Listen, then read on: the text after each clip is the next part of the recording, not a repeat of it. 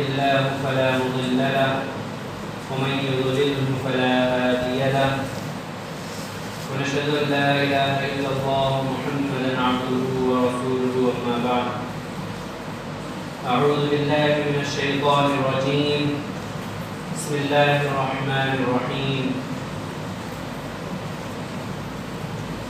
قال الله تبارك وتعالى ألا بذكر الله تطمئن القلوب صدق الله العظيم. میرے محترم بزرگوں، دوستوں اور عزیز ساتھیوں، اللہ تبارک و تعالیٰ نے انسانیت کی رہنمائی کے لیے سب سے عظیم چیز جو اس دنیا میں اتاری وہ قرآن مجید ہے. قرآن مجید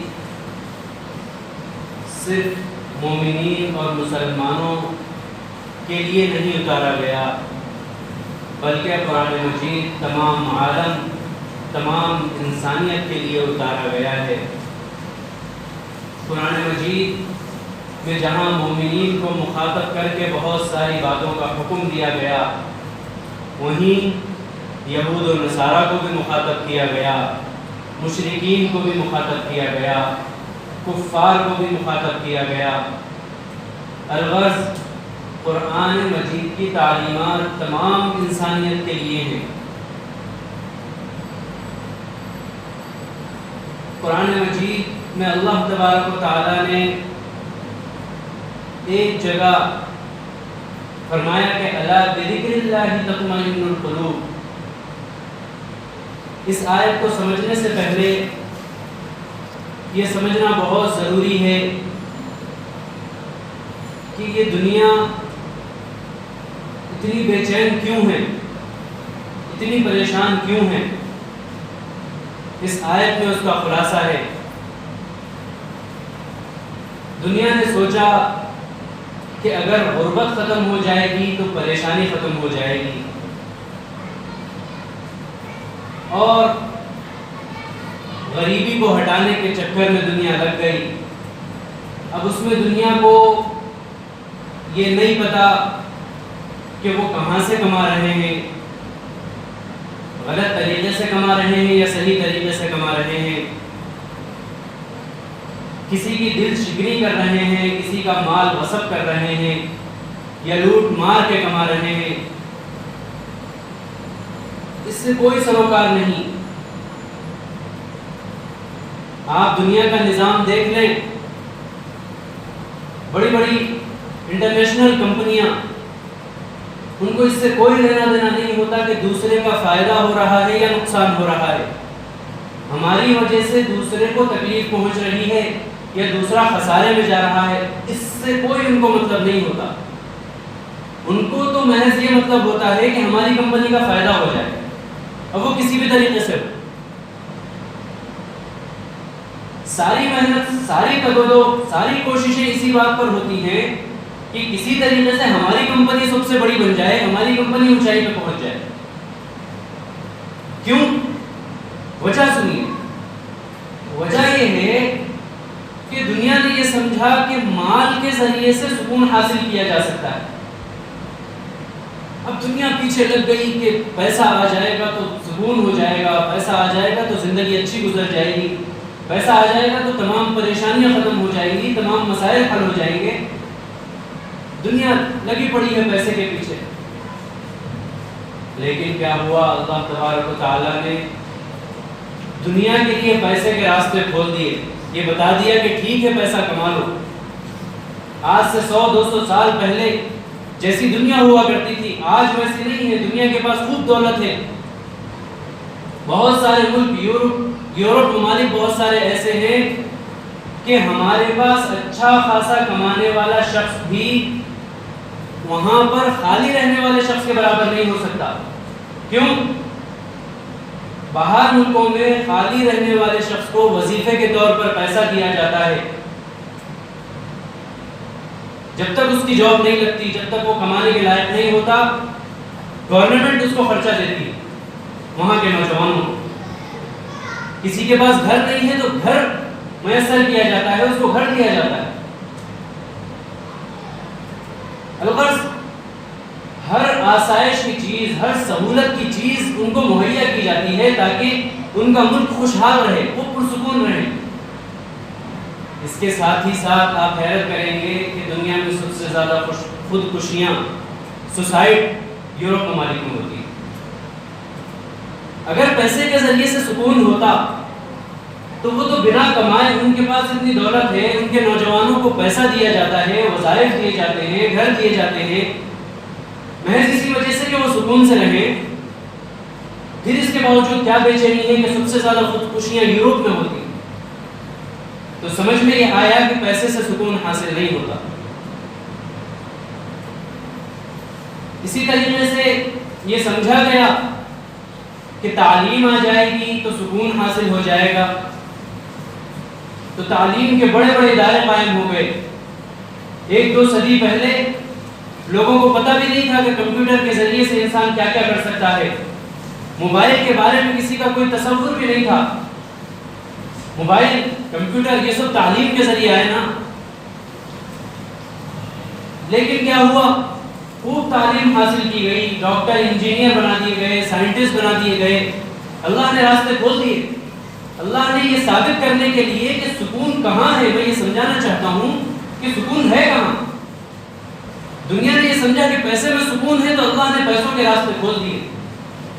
دنیا نے یہ سمجھا کہ تعلیم سے سکون حاصل ہوگا تو اللہ نے تعلیم کے اتنے ادارے کھول دیے، اتنے راستے کھول دیے کہ دنیا میں تعلیم کی کوئی کمی نہیں ہے۔ لیکن سکون وہاں سے بھی حاصل نہیں ہوا۔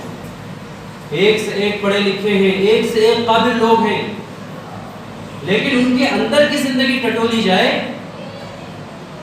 تو یہاں اطمینان نہیں ہے، وہ بے چین ہیں، وہ پریشان ہیں۔ اسی طرح لوگوں کو لگا کہ فیشن پرستی آئے گی اور ہم خوب بن سور کے سج کے نکلیں گے تو شاید ہمیں سکون مل جائے، یہ بھی ممکن نہ ہوا۔ آج ساری دنیا ٹیلی ویژن دیکھتی ہے، فلمیں اور یوٹیوب کا زمانہ عام ہے۔ ہمیں دیکھ کے یہ لگتا ہے کہ فلم اسٹار اور فلمی دنیا سے تعلق رکھنے والے بڑے خوشحال لوگ ہیں، لیکن خدا کی قسم وہ خوشحال نہیں ہیں، وہ بے چین ہیں۔ کیوں؟ کوئی کہیں سے اپنا لباس پھاڑ رہا ہے، کوئی کسی طریقے کے بال بنا رہا ہے، کوئی کسی انداز میں ٹی وی پر آ رہا ہے۔ یہ کیا ہے؟ یہ دل کی بے چینی ہے۔ ایک کام کر کے ان کو سکون حاصل نہیں ہے، انہیں لگتا ہے کہ اس سے الگ کچھ کریں تو کچھ اور ہو جائے گا، کچھ اور فیم مل جائے گا، کچھ اور نام بن جائے گا۔ تو کہاں سکون حاصل ہوا؟ سکون حاصل پھر کہاں سے ہوگا؟ تو اللہ تبارک و تعالیٰ نے صاف صاف اعلان کر دیا کہ الا بذکر اللہ تطمئن القلوب، سن لو کہ دلوں کا اطمینان اللہ کے ذکر سے حاصل ہوتا ہے، اللہ کی یاد سے حاصل ہوتا ہے۔ اور صرف اتنا نہیں کہ سن لو کہ دلوں کا اطمینان صرف اور صرف اللہ کی یاد ہی سے حاصل ہوتا ہے، یہ فرمایا۔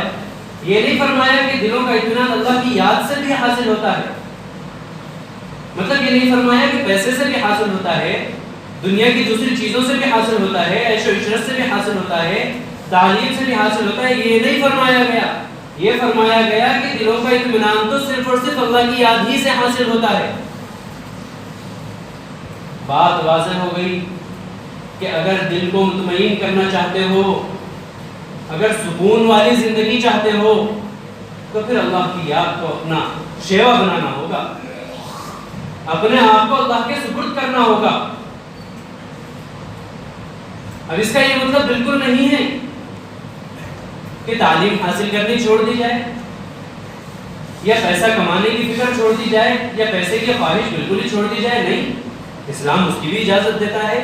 اگر آپ حلال طریقے سے کماتے ہو، اگر آپ اللہ تبارک و تعالیٰ کے پیغامات کو مد نظر رکھتے ہو اور اس کی شریعت کو پیش نظر رکھتے ہو، آپ کو اس بات کا علم ہو کہ میری جو کمائی ہے اس میں حرام کی آمیزش نہیں ہوگی، میری جو کمائی ہے اس میں رشوت شامل نہیں ہوگی، اگر آپ اس کا عہد کرتے ہو کہ میری جو کمائی ہے وہ سود سے پاک ہوگی، وہ دھوکہ دہی سے پاک ہوگی. اگر میں بازار میں بیٹھ کر تجارت کروں گا تو کسی کو دھوکہ نہیں دوں گا، اپنا خراب مال اس کا عیب چھپا کر کسی کو نہیں بیچوں گا. اس لیے کہ روزی کا انتظام کرنے والا اور رزق دینے والا تو اللہ ہے. اگر آپ نے اپنے مال کی کمی کو چھپایا اور بیچ دیا اور اس میں آپ کامیاب بھی ہو گئے تو اللہ تبارک و تعالیٰ آپ کے رزق سے برکت کو اٹھا دے گا اور یہیں سے بے چینی شروع ہو جائے گی. آپ نے اپنی تجارت کو خراب کر دی. اگر آپ لاکھوں کی تنخواہ بھی اٹھاتے ہیں لیکن آپ کے دل میں کہیں یہ لالچ ہے کہ میں آفیسر ہوں اور رشوت دے کے فلاں کام کر لوں گا، یہ پیسے مجھے ایکسٹرا مل جائیں گے، تو یہیں سے بے چینی شروع ہو گئی. اس لیے کہ آپ نے حرام کی آمیزش کر دی. آپ کی وہ حلال کی سیلری، حلال کے پیسے بھی خراب ہو گئے کیونکہ آپ نے خدا کا حکم توڑ دیا. آپ کو لگا کہ پیسوں کے ذریعے سے سکون آئے گا، نہیں آئے گا. سکون آئے گا اللہ کی یاد سے، سکون آئے گا اللہ کے احکامات کی پیروی کرنے سے. کیا ہم اور آپ نہیں دیکھتے کہ بہت سے آٹو چلانے والے، بہت سے رکشہ چلانے والے، بہت سے ٹھیلی اور بنڈیاں لگانے والے وہ دن بھر کماتے ہیں اور اپنا خرچہ نکالتے ہیں اور بڑی اطمینان کی نیند سوتے ہیں. ان کے گھر بیماریوں سے پاک ہیں، ان کی اولادیں ان کی فرما بردار ہیں. ان کے سارے کام اللہ تبارک و تعالیٰ یوں بنا دیتا ہے کہ لگتا بھی نہیں کہ یہ کام بن سکتا تھا. ان کی بچیوں کی شادیاں آتی ہیں تو ہمارے ہی شہر کے بڑے لوگ ان کے کام آتے ہیں اور ان کا کام بنا دیتے ہیں. یہ کیا ہے؟ یہ قدرت کا نظام ہے.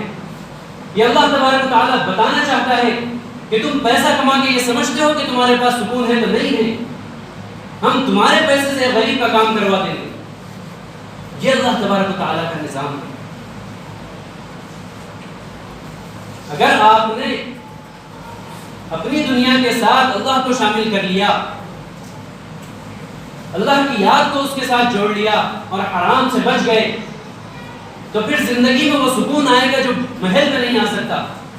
آپ چٹائی پہ بھی سوئیں گے تو وہ نیند آئے گی جو بڑے بڑے 5 اسٹار ہوٹلز میں نہیں آ سکتی. صحابہ کرام رضوان اللہ علیہم اجمعین کے پاس کیا تھا؟ احادیث میں آتا ہے، صحابہ کے قصص سے پتہ چلتا ہے کہ بہت سے صحابہ ایسے تھے جن کے پاس بدن چھپانے کے برابر بھی چادر نہیں ہوا کرتی، لیکن انہوں نے اپنے ہر عمل میں، ہر کام میں اللہ کو شریک رکھا تھا، اللہ کو ساتھ لیے ہوئے تھا. تو اللہ تبارک و تعالیٰ نے ایسا وقت بھی دکھایا کہ صحابہ کرام رضوان اللہ علیہم اجمعین کے دور میں دنیا کا تقریباً حصہ فتح ہو گیا. کیا وجہ تھی؟ کہ ان کے ہر عمل میں، ان کے ہر قول میں اللہ ساتھ تھا، ان کے ہر کام میں اللہ پہلے تھا، بعد میں دنیاوی اسباب تھے.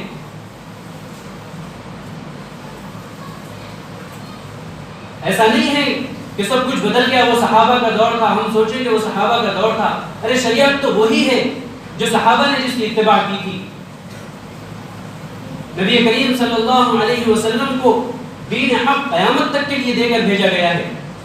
اگر ہم اور آپ صحابہ جیسی زندگی گزاریں گے اور صحیح شریعت پر عمل کریں گے تو اللہ کی مدد اور اللہ کی نصرت آج بھی ہمارے ساتھ شامل حال ہوگی. سب سے بڑی کمی یہی ہو گئی کہ ہم نے اللہ کو ساتھ لینا چھوڑ دیا، اللہ کا ذکر چھوڑ دیا. ذکر سے مراد یہ ہے کہ اللہ کو اپنے ساتھ لینا چھوڑ دیا. ہم دوسری چیزوں پر بھروسہ کرنے لگے، اور جب تک ہماری یہ عادت نہیں بدلے گی ہمارے حالات نہیں بدلیں گے. اور جب یہ عادت بدل جائے گی تو پھر اللہ تبارک و تعالیٰ غیبی نظام چلائے گا. انسان کی سوچ وہاں تک نہیں پہنچ پائے گی جہاں سے اللہ تبارک و تعالیٰ ہمارے کام بنائے. تو آج ضرورت اگر ہے تو اس بات کی بہت زیادہ ضرورت ہے کہ ہم اپنے ہر کام میں، ہم اپنے ہر عمل میں اللہ تبارک و تعالیٰ کو ساتھ دیں.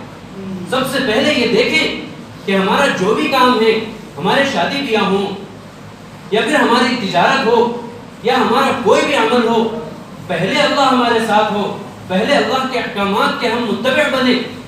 پھر دوسرا قدم دنیا کے نمبر کا آتا ہے کہ دنیاوی چیزوں کو سوچا جائے.